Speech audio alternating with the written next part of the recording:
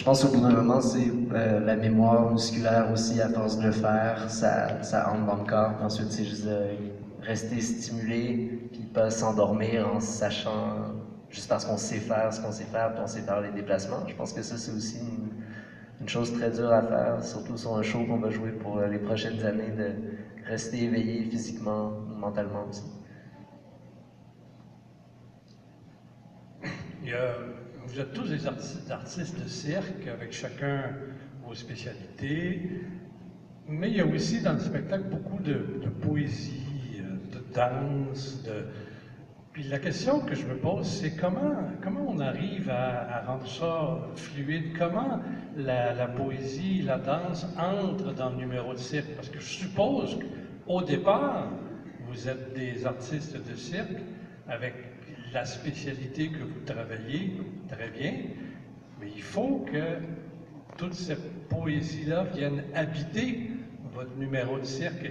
Comment ce processus-là se fait? Moi, je dirais, si je commence à les racines de cirque, même cirque traditionnel, veut pas, mon père m'enseignait comment vendre le marchandise. Et il y a toujours dans le cirque, même traditionnel, il y a une écriture, une façon, on apprend de bouger. Mon père, je prenais des cours de danse, je faisais beaucoup de théâtre et je m'intéressais quand même à avoir un vocabulaire beaucoup plus grand. Maintenant, on va voir dans tous les cirques contemporains, il faut quand même une base de mouvement et d'expression. Nous, chez les Sédois, on pousse ça à 1000 à l'heure. Moi, je fais beaucoup d'improvisation théâtrale et du travail de théâtre physique. Moi, je suis diplômée dans une école suisse de théâtre physique. C'est ça qui m'intéresse le plus, c'est comment on peut s'exprimer à travers ce qu'on fait.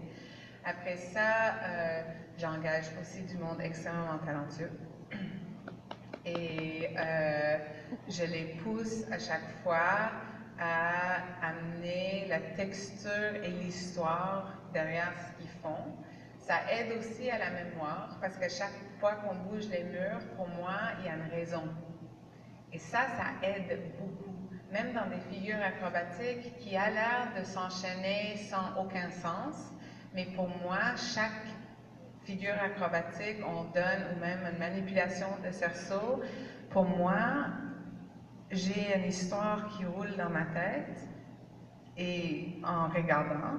Puis là, je vais dire, mais là, c'est pas ça que tu es en train de dire là. Ici, tu vas de ça à ça, ça marche pas. Il faut que tu ailles de ça à ça pour qu'on sente que c'est naturel, qu'on comprenne une histoire ou une série d'images qui nous font vivre quelque chose ensemble avec le public. Et vraiment, il y a des moments où on avait certaines figures ou certains tableaux qui enchaînaient pas bien. Tu dis, mais on n'est pas là avec le public. On avait, par exemple, on avait un numéro de bouteille vous n'avez pas vu ce soir parce qu'on a dû finalement les couper. On a adoré le numéro. Tous les acteurs étaient saouls sur scène à manipuler des bouteilles. C'était super beau.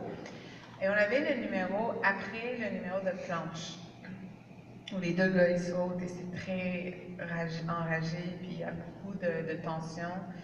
Puis on allait à ça, à l'autre numéro, et on sentait après le numéro de planche une vulnérabilité et une attache à comment c'est fébrile la vie, que d'aller dans un jonglage saoul avec les bouteilles, on gâchait tout. On ne prenait pas ce moment où on est fragile et essoufflé, d'exploiter ce moment-là et de le vivre. Et sinon, on tournait la page à d'autres choses, puis c'est ça. C'est à travers l'écriture et la compréhension de où on veut aller avec vous qu'on puisse faire des meilleurs choix pour la poésie. Merci. On va prendre deux dernières questions avant de les laisser aller. Alors, je vais poser deux toutes petites, mais on dit que ça compte que pour une. Moi, je suis curieux, quand vous faites des numéros en duo, est-ce que vous vous parlez? Genre que nous, on ne voit pas, mais en fait, vous vous parlez. Et à la deuxième question, comme ça, je ne vais pas répondre d'un coup. Est-ce qu'il y a de l'improvisation dans ce que vous faites? Mais moi je vais répondre parce que je suis pas mal en duo en fait. Non, en général on se parle pas. S'il y a un gros couac, un gros problème, oui on va se parler, mais il y a aussi les yeux qui parlent beaucoup en général. On connaît son partenaire, donc on sait souvent qu'il y a un petit problème. Mais sinon on a des cues musicaux, on a aussi des choses qui sont timées sur la musique. Il y a des plans A, plan B, plan C aussi. Quand il se passe des fois, je sais pas, quelque chose, un problème, soit à cause de la transpiration, qu'on a peur de glisser pour une figure, on se dit ok, on fait l'autre. Donc on a des petites astuces entre nous où on se donne des codes sur scène. Et, comme dans la jonglerie de chapeau, à un moment on est tous les deux, selon le cue de musique, on sait si on est en avance ou en retard, on se dit ok, on fait pas la fin du duo. Voilà, c'est des petits moments où ça reste toujours éveillé et ça c'est super important. Sinon, des fois, il y a des petites engueulades vite fait, là, mais genre, tes points, je t'avais dit d'être solide, ou des trucs comme ça, quoi, mais ça, c'est plus drôle entre nous, quoi, mais voilà, quoi. Vous avez compris que les deux sont vraiment mariés en vrai, là. Ah, ouais. On va passer à la dernière question. Comment vous avez fait le numéro? Ouais. Créer le numéro? Laquelle? Le numéro, laquelle? Tous les numéros. Tous les numéros. Au début. Question simple pour finir. Mais il faut dire que quand même, les artistes qu'on a engagés, chacun avait un numéro qu'eux, ils travaillaient depuis très longtemps. Amy avec les hula hoop, les deux gars sur la planche, lui avec le diabolo, c'est des numéros qu'eux, ils travaillent depuis longtemps. Mais moi, je les ai engagés, je dis, ok, je veux du diabolo, je veux du planche, mais il faut que je la transforme et qu'on recrée de A à Z l'ordre et l'intention, le but. Et parce que moi, j'avais vraiment quand même des idées, comme par exemple le corde à linge. Moi, chez ma grand-mère, on n'a pas de sécheuse. Puis, je me suis mis la dernière journée de l'été, pas l'été passé, mais l'été d'avant, j'étais toute seule chez eux. Il y a 250 acres de terrain et j'étais toute seule. Il n'y avait personne de la famille. Puis, j'étais en train de laver tous les draps. À la fin de la saison, toute la famille partait. Puis, je mettais tous les draps sur le corde à linge. Puis, j'ai fait... Il n'y a personne. J'étais toute seule. Il n'y avait pas de machine. Pas de téléphone cellulaire, rien.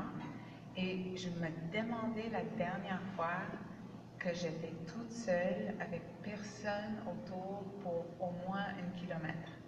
Et ça m'a tellement frappée que j'ai eu peur.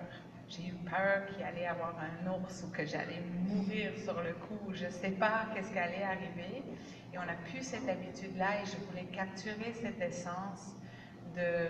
J'ai senti des fantômes, j'ai senti ma famille derrière moi. Le acte de mettre les vêtements sur le corde à linge, c'était comme loin dans moi. Et ça, on dirait, c'était une inspiration pour tout le spectacle, de comment chercher le silence, l'humain qui travaille avec ses mains, la solitude qui est bien, qui n'est pas comme j'ai pas d'amis sur Facebook, mais qui est comme une solitude qui nous fait du bien. Et c'est à partir de là qu'on a construit, avec toutes les histoires de nos grands-parents, toutes nos expériences, qu'on a construit chaque numéro. Merci beaucoup. Bien répondu.